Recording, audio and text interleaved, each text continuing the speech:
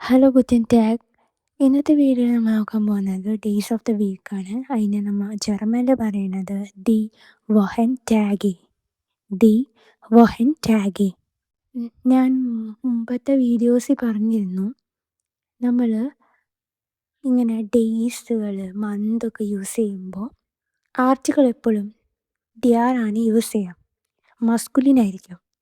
അപ്പോൾ ഇതിൻ്റെ കേസിലും ഡിയാറാണ് യൂസ് ചെയ്യുക. വീഡിയോയിൽ കിടക്കാം. മൺഡേനെ നമ്മൾ എങ്ങനെയാണ് ജർമ്മനിൽ പറയുക? ദിയ മോൺടാഗ്. ദിയ മോൺടാഗ്. ട്യൂസ്ഡേനെ ദിയ ഡീൻസ്ടാഗ്. ദിയ ഡീൻസ്ടാഗ്.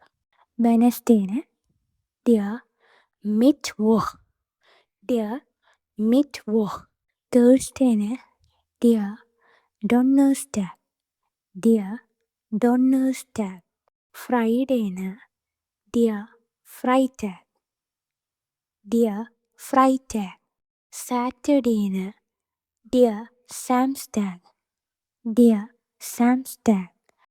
സൺഡേന് ദിയ സോൺടാഗ്. ദിയ സോൺടാഗ്. ഞാൻ ഒന്നുകൂടി റിപ്പീറ്റ് ചെയ്യുക എല്ലാവരും. മൺഡേനെ പറയുന്നത് ദിയ മോൺടാഗ്. ദിയ മോൺടാഗ്. ദിയ മോൺടാഗ്. ട്യൂസ്ഡേന് ദിയ ഡീൻസ്ടാഗ്. ദിയ ഡീൻസ്ടാഗ്. ദിയ ഡീൻസ്ടാഗ്. വെനസ്ഡേന് ദിയ മിറ്റ്വോഹ്.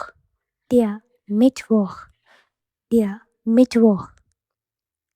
തേഴ്സ്ഡേന് ദിയ ഡൊണേഴ്സ്ടാഗ്. ദിയ ഡൊണേഴ്സ്ടാഗ്. ഫ്രൈഡേന് ദിയ ഫ്രൈറ്റാഗ്. ദിയ ഫ്രൈറ്റാഗ്. സാറ്റർഡേന് എങ്ങനെ പറയാം? ദിയ സാംസ്റ്റാഗ്. ദിയ സാംസ്റ്റാഗ്. സൺഡേന് ദിയ സോൺടാഗ്. ദിയ സോൺടാഗ്. ഇനി നമ്മൾ നോക്കുന്നത്, നമ്മൾ ആഴ്ച വീക്കിന് ദി വോഹെ എന്നാണ് പറയുക. ദി വോഹെ. ആഴ്ചകൾ വീക്സ് പറയുമ്പോൾ ദി വോഹൻ എന്ന് പറയും. ദി വോഹൻ. ഒരെണ്ണ എഴുതി നോക്കും. ആർട്ടിക്കിളിന് അവിടെ ചേഞ്ച് വരുന്നില്ല.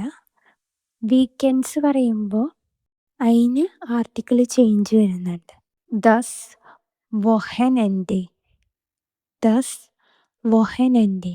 ദസ്സായി മാറും. Thank you.